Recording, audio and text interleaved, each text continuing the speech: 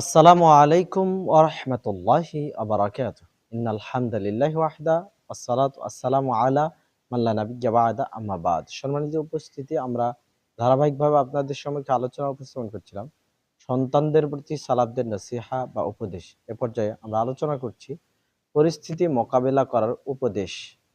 দেখুন, আব্বাসীয় খলিফা মানসুর তার সন্তান মাহাদিকে তিনি উপদেশ ছলে বলছেন, ইয়া বুনাইয়া, হে আমার প্রিয় সন্তান, লাইসাল আকিলু, ওই ব্যক্তি প্রকৃতপক্ষে জ্ঞানী নয়, মাইয়াহতালু লিল আমরিল্লাযী ওয়াকা ফীহি হাত্তা ইয়াখরুজা মিনহু, যে বিপদে পড়ার পর বিপদ থেকে বাঁচার পথ খোঁজে। ওয়ালাকিন্নাল আকিলা, কিন্তু প্রকৃতই জ্ঞানী বা বুদ্ধিমান ব্যক্তি সেই ব্যক্তি, আল্লাযী ইয়াহতালু লিল আমরিল্লাযী গাশিয়াহু হাত্তা লা ইয়াকা ফীহি, যে ব্যক্তি বিপদে পতিত হওয়ার পূর্বেই বিপদ থেকে বাঁচার কৌশল রপ্ত করে, যাতে সে বিপদে পতিত না হয়।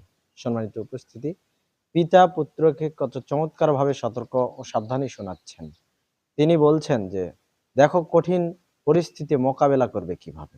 তাই আমরাও আমাদের সন্তানদেরকে পরিস্থিতি মোকাবেলা করার জন্য উপদেশ বা নসিহা প্রদান করব।